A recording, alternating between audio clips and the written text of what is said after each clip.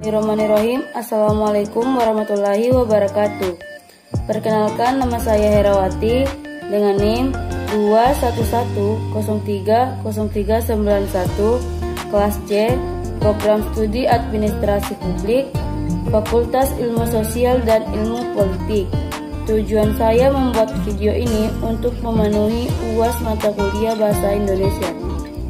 Baiklah, saya akan mempresentasikan karya tulis ilmiah dengan tema belajar efektif. Latar belakang karya tulis ilmiah saya yaitu, pada umumnya para siswa banyak mengalami masalah cara belajar. Di samping masalah-masalah lain yang menyangkut keadaan jasmani, keadaan keuangan, dan sebagainya, kita mengetahui bahwa belajar di sekolah adalah suatu usaha yang berat. Ilmu yang diterima dari bangku sekolah atau hasil penelitian tidak mungkin dimiliki dengan usaha yang ringan dan singkat. Karena itu, siswa harus mengatur waktu dengan baik untuk belajar, harus mengikuti kuliah secara tertib, membaca buku pengetahuan, dan lain-lain. Adapun rumusan masalahnya yaitu, apa yang dimaksud dengan belajar? Apa sajakah masalah-masalah yang dialami para siswa mengenai cara belajar? Yang ketiga, apa sajakah faktor-faktor kesulitan dalam belajar? Yang keempat, bagaimana cara belajar yang baik? Poin pertama yaitu pengertian belajar. Suatu pendapat mengatakan bahwa belajar adalah kegiatan fisik atau badania. Hasil yang dicapai adalah serupa perubahan-perubahan dalam fisik itu, misalnya dapat berlari, mengendarai mobil, dan sebagainya. Sebaliknya, pendapat lain mengatakan bahwa belajar adalah kegiatan rohania. Hasil belajar yang dicapai adalah perubahan-perubahan dalam jiwa seperti memperoleh pengertian tentang bahasa dan sebagainya. Ahli pendidikan modern merumuskan perbuatan belajar sebagai berikut. Belajar adalah suatu bentuk pertumbuhan atau perubahan dalam diri seorang yang dinyatakan dalam cara-cara bertingkah laku yang baru berkat pengalaman dan latihan. Dari definisi di atas, dapatlah diambil kesimpulan bahwa belajar adalah proses perubahan di dalam diri manusia. Apabila setelah belajar tidak terjadi perubahan dalam diri manusia, maka tidaklah dapat dikatakan bahwa padanya telah berlangsung proses belajar. Tentu saja kita menginginkan agar perubahan yang terjadi di dalam diri kita adalah perubahan yang berencana dan bertujuan. Kita belajar dengan suatu tujuan yang lebih dulu kita tetapkan. Adapun beberapa prinsip belajar adalah sebagai berikut. Yang pertama, belajar harus bertujuan dan terarah. Yang kedua, belajar memerlukan bimbingan. Yang ketiga, belajar memerlukan pemahaman atas hal-hal yang dipelajari sehingga diperoleh pengertian-pengertian. Yang keempat, belajar memerlukan latihan dan ulangan agar apa-apa yang telah dipelajari dapat dikuasai. Yang kelima, belajar adalah suatu proses aktif di mana terjadi saling pengaruh secara dinamis antara murid dengan lingkungannya. Yang keenam, belajar harus disertai keinginan dan kemauan yang kuat untuk mencapai tujuan. Dan yang ketujuh, belajar dianggap berhasil apabila telah sanggup menerapkan ke dalam bidang praktek sehari-hari. Poin kedua yaitu masalah-masalah mengenai cara belajar. Pada umumnya, para siswa atau pelajar banyak mengalami masalah cara belajar. Di samping masalah-masalah lain yang menyangkut keadaan jasmani, keadaan keuangan, dan sebagainya.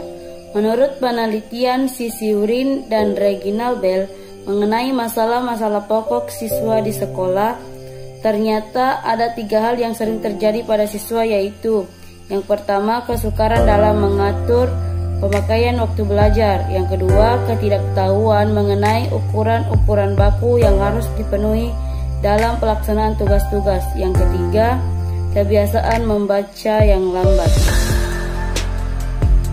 Penyelidikan lain yang dilakukan oleh R.L. Money dan Mary Ellis Priest mengenai 11 macam masalah siswa, ternyata ada 2 kesukaran yang paling banyak dialami. Yang pertama, don't know how to study effective atau tidak tahu bagaimana cara belajar efektif. Yang kedua, unable to concentrate well atau tidak dapat memusatkan perhatian dengan baik.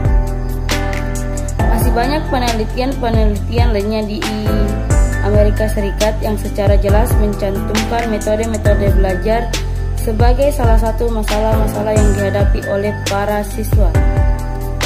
Lanjut poin ketiga, yaitu faktor-faktor kesulitan dalam belajar.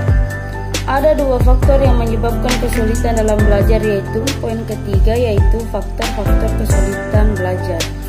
Ada dua faktor yang menyebabkan kesulitan belajar, yaitu faktor endogen dan eksogen. Faktor endogen terdiri dari dua faktor, yaitu faktor biologis dan faktor yang psikologis. Faktor biologis adalah faktor yang berhubungan dengan jasmani siswa. Faktor ini misalnya kesehatan, cacat badan. Sedangkan faktor psikologis yaitu faktor yang berhubungan dengan rohania. Termasuk dalam faktor ini adalah inteligensi atau kecerdasan, perhatian, minat bakat, dan emosi.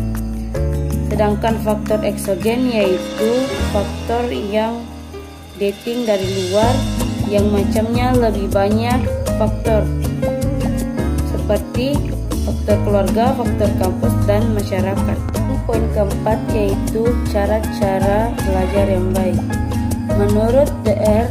Thomas F. Tassin dalam bukunya How to Study mengemukakan metode yang disebut metode PKRST: Review, Question, Read, State, dan Test. Review menyelidiki, Question bertanya, Read membaca, State menyatakan, dan Test menguji. Sedangkan menurut Dr. Bimo Walgio dalam bukunya Pengantar Psikologi Umumnya, dan menurut H.W. Whittington dalam bukunya Pengantar Psikologi Pendidikan, serta menurut Profesor James L. Morsell dalam bukunya Using Your Mind Effectively, ada beberapa surat menghafal yang efektif, yaitu tentang tujuan, pengertian, perhatian, dan ingatan. Yang pertama, tujuan yaitu maju ujian dan lulus, sedangkan tujuan program jangka panjang adalah apa yang dipaparkan dalam judul. Yang kedua, pengertian. Yang ketiga, perhatian atau konsentrasi. Yang keempat, ingatan. Adapun cara menghafal yaitu yang pertama, menghafal dengan jalan memandang bahan pelajaran sambil otak bekerja mengingat-ingat. Yang kedua, menghafal melalui kuping dengan jalan membaca keras-keras bahan pelajaran. Yang ketiga, menghafal dengan jalan menulis-nulis di atas kertas. Itu saja materi yang sempat saya paparkan. Adapun kesimpulan dari karya tulis ilmiah tersebut yaitu ada 4 sikap mental yang perlu diusahakan oleh setiap siswa, yaitu siswa harus mempunyai tujuan belajar, minat terhadap pelajaran, kepercayaan terhadap diri sendiri, dan keuletan. Menurut pendapat tradisional, belajar adalah menambah dan mengumpulkan sejumlah pengetahuan. Di sini yang dipentingkan pendidikan intelektual. Kepada anak-anak diberikan bermacam-macam mata pelajaran untuk menambah pengetahuan yang dimilikinya, terutama dengan jalan menghafal. Ada 5 syarat yang perlu diperhatikan atau yang perlu dipersiapkan sebelum belajar, yaitu kondisi jasmani dan rohani, tempat belajar, suasana belajar, waktu belajar, serta alat-alat yang dipakai ketika belajar. Belajar yang baik adalah belajar dengan teratur dan hemat tenaga, menjunjung kedisiplinan dan bersemangat, membutuhkan konsentrasi dan mengatur waktu dan memelihara otak, serta dapat mengatur waktu istirahat dan tidur. Mungkin itu saja yang bisa saya paparkan, lebih dan kurangnya mohon dimaafkan. Wabillahi taufiq wal hidayah. Wassalamualaikum warahmatullahi wabarakatuh.